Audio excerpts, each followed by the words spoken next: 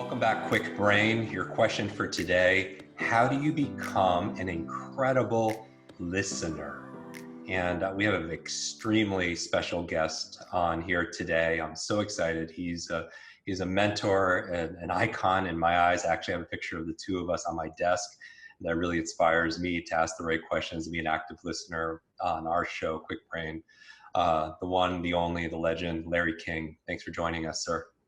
Don't be nervous, Jim. I know how you get. I know how you panic when you have to interview people like this. Just be calm. I will do my best to carry you. I appreciate that. You know me so well, and I owe you so much because of not only as being a lifelong inspiration, but also I had challenges with my breathing because my sleep apnea, and you recommended an amazing doctor in Beverly Hills, and I ended up having surgery at UCLA, and it fixed up a lot of my issues with my throat and my voice back before one of my presentations that I had to give. And it was the only time I ever lost my voice after 20 years of speaking on stages. And so thank you, sir. So the conversation I wanted to have with you is about you, and I have so many of your these books that people are watching on video. You have interviewed everybody, and you have met everybody, and you are I hold you in such high regard, your ability to ask the right questions, to be an incredible listener. For our people who are listening at home, let's talk about the theme of listening. What is the secret behind? Well, I've been doing this for 63 years. And I never had an agenda. That is, I never went into any interview predisposed to liking the person or disliking the person, agreeing with the person or disagreeing with the person.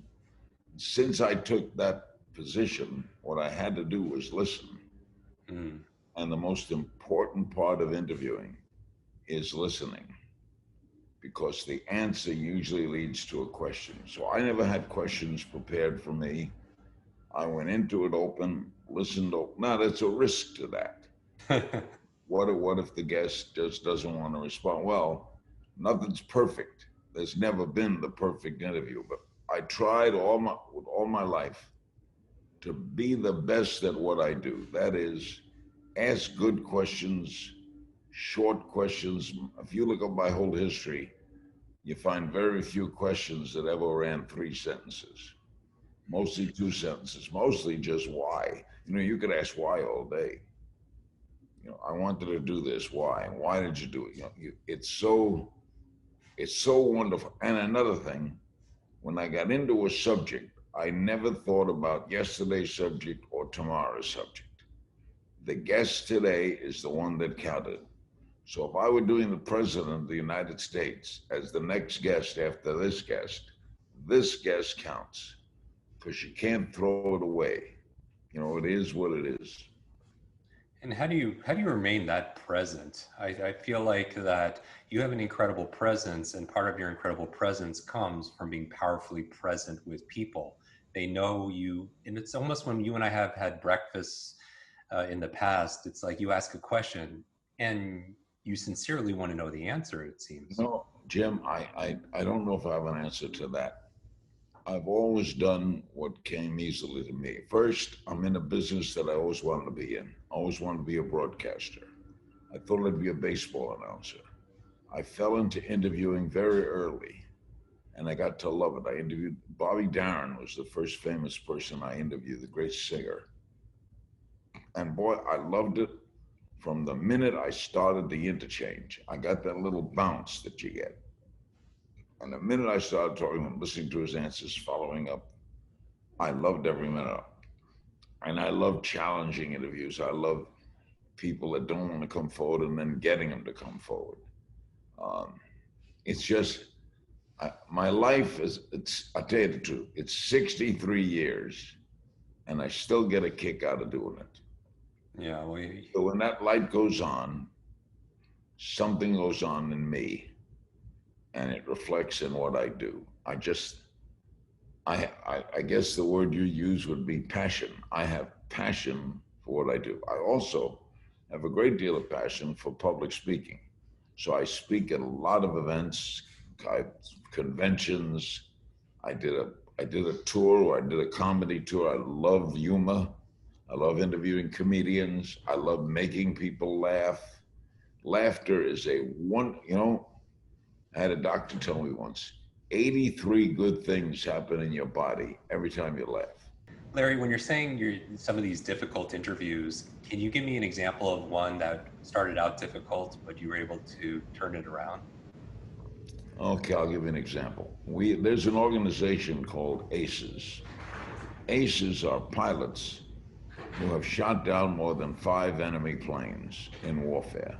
Started as an American organization, but became international.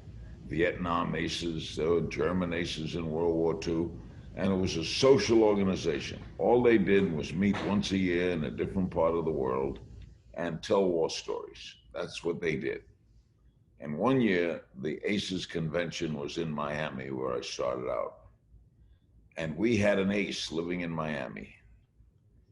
He shot down, I think, 7 German planes in World War II. So they booked him on my radio show. And the Miami Herald was following him around. He came in. Now, the show was from 7 to midnight, from 9 to midnight. He was the guest from 11 to midnight. I had an hour to do with him and no backup. He sits down, he shakes hands, and his hands are sweating. And I begin I begin the interview, and I say, my guest is whatever his name was. He was an ace in World War II. What attracted you to flying? That was my first question. And he said, I just liked it. And leave me right there. I just liked it. I got into, like, the third question I asked him was, if there were enemy planes up above this radio station right now, and we had one lone plane here, would you take it up? Yes, I would. He said, yes, I would. I said, I certainly wouldn't. Yes, you would. By the end of that interview, I turned it around into talking about fear. So instead of talking about shooting down planes, I talked about being afraid, overcoming fear. He admitted he was fearful. By the end of that interview, I turned this guy into a monster. We flew into the sky. I could see the burning. I saw the point. He gave 10-minute answers because what I did was make him comfortable. Now, I didn't know it would turn out that way, but when you got an hour and you're only 5 minutes in and the guy's not responding, you got to go somewhere. And to me, I related it to my own. Would I be afraid? I'd be scared to death. So what do you do with fear? How do you handle fear, especially in a situation where you're up in the sky and there's nowhere to go? How do you deal with it? Do you overcome it? I remember he saying, no, you never do. You're always fearful. And he said, fear drove him. His fear of being shot down maintained his staying up. So I thought that was years ago, and you made me remind me of it, but that's an example. The when you're talking about this, and I'm thinking about, I'm getting a little nervous being on your show coming up, Well, and that show is a new show for me. That's called Positive Voices. And mm, I do it with a professor of positive psychology at the University of Pennsylvania. And we just go back and forth firing questions. So it's an interview, but it's more like a press conference. okay, Guest. So we ask simple questions going right to the heart of the matter. With you, I think we'll talk about genius. hmm, So that how would you so I would ask how you define genius. What is a genius ball player the equivalent of a genius physicist? right. And are No. these questions that you have? Would you say you have a natural curiosity? Oh yeah, that's my number. If I was saying, "What are you, Larry?" I am curious. You do not want to sit next to me on an airplane. I would drive you crazy because I'm curious about everything. Hmm. I'm curious about people who consider mundane things. For example, Studs Terkel, the great Chicago writer, told me once, it's so true, nobody is boring. you have to bring out one of them because everybody thinks they're interesting. So if you're interviewing a garbage collector and he's been doing it for 20 years, he's proud of what he does. You can draw him out into explaining where that pride comes from. What feeling do you get after the street is clean? Everybody's interesting. And that's the role of the interviewer, to bring that out, to make what is interesting to the listeners. That was always my role. Make this show informative and entertaining. I call myself an infotainer. Infotainer. I never did dry. I didn't like being dry. I mean, you could read from the encyclopedia and you'd learn something. I always trade. I had a sense of pace. I loved what I was doing. I think that came through. I love television. I love radio. I loved all forms of communications. I love speaking in front of people. I get no way to explain this, Jim, that I love the whole ball of wax. I love it all. So passion, empathy, curiosity. Now, have you All above curiosity first. curiosity first? Have you always been a curious person? Yeah, I wasn't a good student. My father died when I was 9.5 years old. I lost it. I was a good student up to then. And I lost interest in schooling. I just barely made it out of high school. I never went to college. I always wanted to be on the radio, but I didn't know where to go and how to do it. And then one day I was walking down the street in New York. I'd had about 5 different jobs. I was 22 years old. And a friend of mine said, "See that guy over there? He's the chief of announcers at CNN, at CBS. His name is James Sermons." I went over, I said, "Mr. Sermons, I want to get in the radio. What advice?" And he said, "Well, I think you ought to go down to Miami. There's a lot of stations. There's no union. So there's a lot of older people and younger people. And the older people are in broadcasting on the way out and the younger on the way in. Give it a shot." Well, I went down to Miami. I stayed at my uncle's house. I had no money. I was 22 and a half years old. And I knocked on the doors at radio stations. And they threw me out. You have no experience, goodbye. And then I got to a small station on Miami Beach, WAHR, 250 kilowatts. And the program manager said, "Here, read the news. Test yourself." I'd never spoken in front of a microphone. I sat down, read the news. He said, "Well, you sound pretty good. We don't have an opening yet, but we get lots of turnovers here. If you'd like to hang around the station and watch the way they rip and read the news and watch how they handle microphones, the next opening you got." So I lived at that station. I was there day and night, watching the night shift, watching the day shift. And then the station manager called me in. He said this one guy was leaving, and I would be the host from 9 to noon every day, playing music. And then in the afternoon, I would do sports and news. Well, my life's dream was about to come true. I couldn't go to sleep. I was going to start on a Monday morning. At Friday, I'm picking records out, what I'm going to play. I stayed up the whole weekend. I was so wildly driven. This small little station. I'm about to go on the air, about 10 minutes. And the program director says to me, what name are you going to use? I said, "What?" He said, "What name are you going to use?" My name was Larry Zeiger. Now they would use that. But then you had a name like Zeiger, people couldn't spell it. "So what do you want to use?" I said, I had no idea. And he had the Miami Herald, where I would later write a daily column. He had the Miami Herald open, and there was an ad for King's Wholesale Liquors. He looked at that ad. He said, "How about Larry King?" I said, "Okay." He said, "All right, your name is Larry King." I legally had it changed later. Now I'm about to go on the air. The music starts. Les Elgart swinging down the lane. Da da da da dee dee dee da da da dee. Now I lowered that a little and turned the microphone on because I'm supposed to say good morning. Nothing comes out. I bring the music back up. I bring it down. I bring it up. Nothing's coming out. And the program director kicked open the door in the control room. And he said, "This is a communications business. Damn it, communicate." And I turned the record off, and I can remember it to this day. I said, "Good morning. My name is Larry King." That's the first time I've said that because I've just been given that name.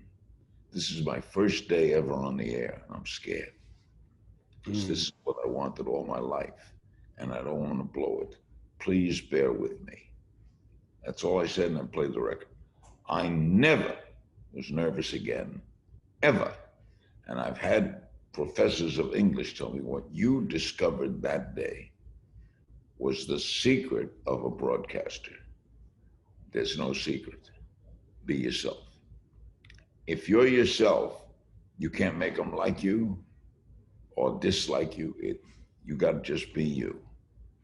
And when you look, he said, "Now look at the genius of what you did that morning. Any error you made during that show, playing the wrong record or skipping, the people listening are going to say, hey, it's his first day. Let's forgive him. Let's understand him. Look what he's going through." So I learned that, and that held true for 63 years. I was never nervous again. Wasn't nervous my first day on television because I said to myself, it is what it is. This, all you can do is, it's not brain surgery. It ain't brain, and as long as you tell yourself that, it ain't brain surgery. You're not going to change the world. Although I saw a funny cartoon the other day of people about to begin brain surgery, and the doctor says to the nurse, "It ain't television." So vulnerability, you were authentic, you were raw, and you were extremely real. You know, in your life experience, and you've interacted with so many individuals with various backgrounds and stories. What would you say is the meaning of life? Have you come up with any way? An old joke, life is a fountain, in which a man goes to this famous Swami and says, "What is the meaning of life?" And the Swami says, "Life is a fountain." And for the next 50 years, this guy travels the world asking this question of world leaders, politicians, bishops. What did he mean? What do you mean by life is a fountain? None of them had the answer. He finally goes back to his home place, visits the Swami, who's now 95 years old. And he says to him, "Swami, I came to you 50 years ago, and I asked you for the meaning of life. And you said life is a fountain. What do you mean?" And he said, "Life isn't a fountain." I love that. Larry King, I want to thank you for being on the Jim, my pleasure. You're going to be on Positive Voices later with us. I'm sure you'll enjoy it. You'll love the professor. We ask good questions. Great seeing you again. And remember, Jim, life is a fountain. Life is a fountain. I love that. Challenge everybody who's watching this right now or listening to take a screenshot of this video or this show, tag Larry King, tag myself, and share how you would like to be remembered and what is life to you. And I will repost some of our favorites and send a copy of Larry's book and my book to some of our favorites. Larry King, thank you so much again. Thank you, Jim. Thanks a lot. Hi, Kwik Brain. It's your brain coach. I want to thank you so much for watching this video. 3 things to do. Number 1, make sure you share this, because when you teach something, you get to learn it twice. Update your learning so you can update other people's learning as well. Number 2, make sure you subscribe to this channel so you don't miss a thing, because if you miss a video, you miss a lot. And finally, make sure you hit that bell so you're notified and you find out when we put out the latest and the greatest. One extra thing. If you want really close attention, then text me. Here is my phone number, 310-299-9362. Did you remember that number? 310-299-9362. Shoot me a text and we'll stay in touch. Ask me your burning question. And I wish your days be full of lots of life, lots of love, lots of laughter, and always lots of learning. I'll see you in our next video.